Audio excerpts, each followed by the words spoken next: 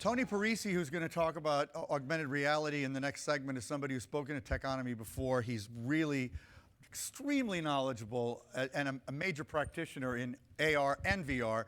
So, Tony, please, from Unity Technologies. All right, thank you, David. Good afternoon, everyone. Everyone get their coffee? We all good to go? We're on the home stretch. So I want to talk about how augmented reality is going to change the brand-consumer relationship. In a few minutes, I'll tell you a little bit about our company, Unity, if you don't know about us. Got the slides? Yeah, here we go. Who was here at the lunch panel session talking about how addicted we are to our devices?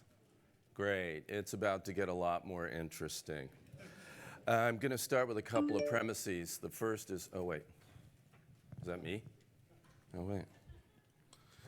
Yeah, hold on. Let me just get this real quick. This is from my Kindle app. Browse the top 20 most sold and most read books on Amazon charts this week. First premise is, as technology evolves, so do our ways of getting consumer attention. The second premise is that using immersive technologies like augmented and virtual reality are going to create the most engaging brand experiences we have ever seen. How many people in this room have tried virtual reality on an Oculus Rift or something? Oh, that's fantastic, great. So I don't need to try and explain that to you folks if you haven't. If you haven't, you can now get an Oculus Go for $200. It's a portable device you can put up on your face and get virtual reality without too much fuss. You don't have to connect it to a PC. It's pretty fabulous. I have one. I tried it. I was at the F8 conference, Facebook's developer conference last week. They're doing some incredible stuff. I may touch on that. This premise is really all about how VR and AR are new storytelling media. And if you've tried VR, you don't need to be convinced of that. This is a technology that can bring you into completely new worlds and tell stories in completely different ways. And with augmented reality, we can take digital magic and bring it into the real world around us. And as brand marketers, that's what we do. We tell stories. We tell stories about how our products are better, how our products will make your lives better, how the company behind the product has the most expertise or the most trusted name in its field. We tell stories. So why am I up here? Let me tell you a little bit about Unity Technologies, but first, a pop quiz. If you've tried some VR, if you've seen any of these experiences or the entertainment properties based on them, they all have something in common. Can anyone guess what that is? They were all made in Unity. So our technology is the 3D creation platform that powers over 60% of all the world's virtual and augmented reality content and applications that are out there. So we sort of have this front row seat into all the immersive content that's being created in the world.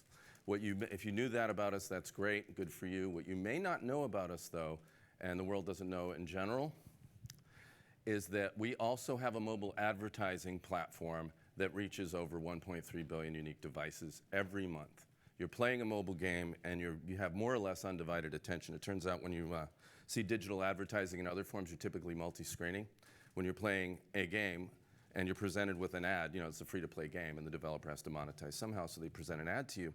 When you see that ad, your attention is relatively undivided. And so that business, we built this business into a massive undertaking at Unity that reaches this many people, that makes us a lot of money, and that's been largely video.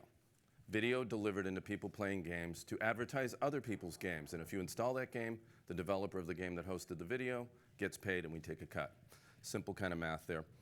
And what we've done in the last year is expand that video business into brand advertising, not just installing games. And as we started talking to these brands, they got really excited about technologies like virtual and augmented reality. And I'm going to show you a few examples now of the different kinds of VR and AR advertising content that's been experimented with, and to talk about an AR advertising platform that Unity is going to be launching on the world pretty soon.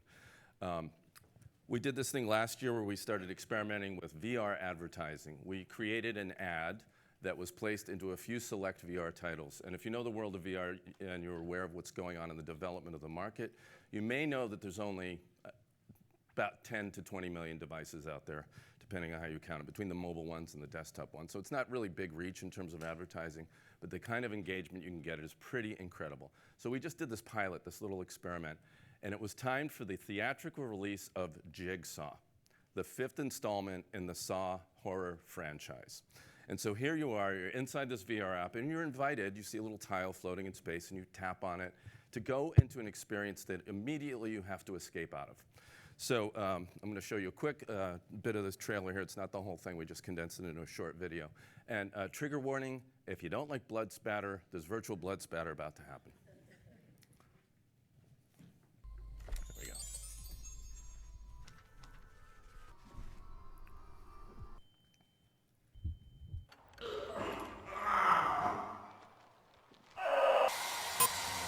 I see you've made your decision. I hope you can live with yourself. There we go. It wasn't that bad, right?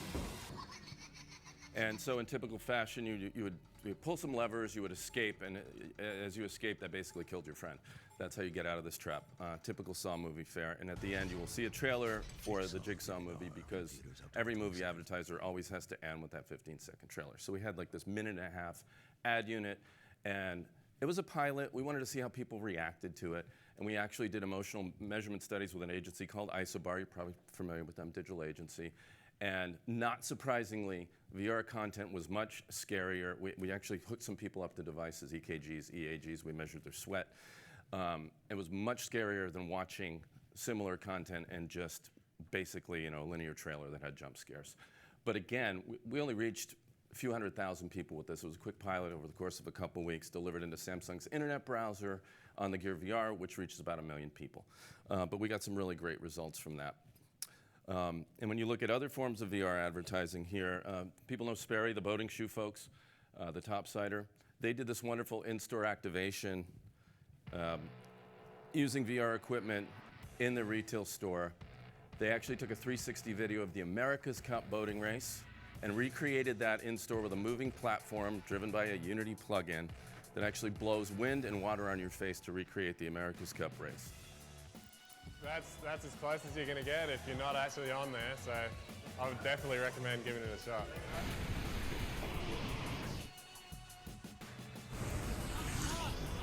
Surprisingly, it feels very similar, just based on the little gimbal that you're on with your feet. Yeah. And then you get the spray and you get the sound. Yeah. It's actually a really authentic experience. So incredible, and it's really It was sort crazy. of It was nothing fun to, like, to be able to match look the depth behind of me immersion to of an be able experience to- like that. But of course, it's an in-store activation. How many people are going to see that? So think about that. Next up, something done for the HoloLens with Red Bull. This is for the Red Bull Air Race. So there were sensors on the planes as they're flying around, and the airfield was digitally recreated in the Microsoft HoloLens, and then you can see it on your desktop. Also absolutely fabulous. I mean, it's brand engagement combined with live sporting. So, really wonderful experiment. But, the HoloLens, it's a $3,000 piece of equipment. Tens of thousands of people have it, right? So I think you can see where I'm going with this. And so what was pretty fantastic that happened last year, how many people have done Snap lenses? I mean, we're an older crowd, but you've probably played with Snapchat, right? People are thinking of phone-based AR either as, now we're talking about augmented reality, full on a phone. Phone-based AR as either like Pokemon Go, where you're playing a location-based game, you see little bitmaps superimposed on your camera image, or maybe a selfie filter from Snapchat where you get turned into a bunny with ears or a little furry creature, right? Well, something fantastic happened last summer, which is Apple released a technology called ARKit, which lets you do what we'd consider to be much more true augmented reality in the phone. And you'll see an example of this here. It's just a quick tech demo. But you see how the lighting changed on that creature, and that creature is actually on the tabletop with the little girl and the birthday cake. You can place objects in real space. Your phone is a magic window into this augmented world, and you can look around and see the creatures and everything, and they match the lighting. So you can create these really realistic effects that you're looking through your phone to see. And now what we've seen is experiments with brand content that are pretty incredible. Check this out. This is Tesla fan art. This is not an official Tesla commercial. Some fellow took Unity and made an application where he made his own model of the Tesla and put it in his driveway, played with it a little bit, and drove it around.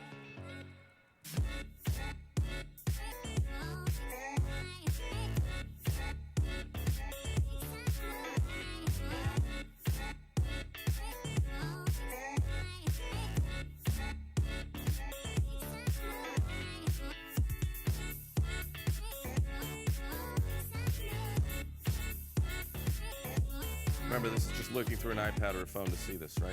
The car is not really there. IKEA experimented with this technology last year, and they actually created a retail app where you can place furniture in your living room. IKEA Spaces.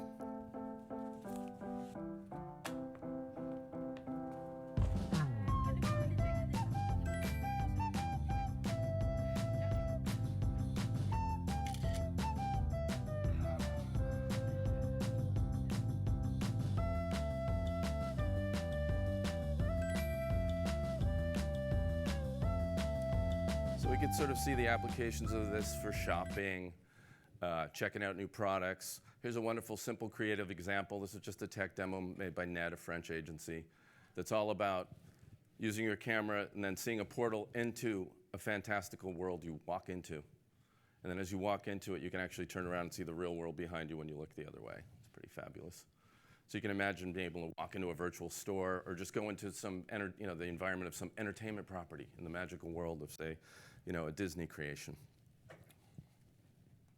And see that, the real world coming out the other side of the camera. So that's pretty fantastic. And what we found is, based on some surveys, I think I skipped a slide here. No, here we go.